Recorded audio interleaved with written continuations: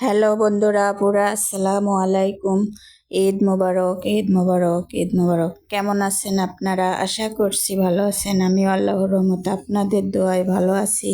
অগ্রিম ঈদের শুভেচ্ছা জানিয়ে শুরু করছি ভিডিও। আজকে মাহে রমজানের শেষ ইফতারি। আল্লাহ পাক যদি বেঁচে রাখেন আর যদি সুস্থ রাখেন, আল্লাহ যদি চান, তাহলে আগামী বছর আবার ইফতারির ভিডিও শেয়ার করতে পারবো ইনশাল্লাহ। যাই হোক, সবাইকে ঈদের দাওয়াত দিলাম। আজকে আমি যা যা বানাচ্ছি তার নাম জানি না, তবু নাম দিলাম নিজের হাতে বানানো ফালুদা। ঘরোয়াভাবে ফালুদা বানানো রেসিপি। প্রথমে দুধ চিনি গরম করে নিয়ে তার মধ্যে সাবুদানা দিয়ে ফুটিয়েছি।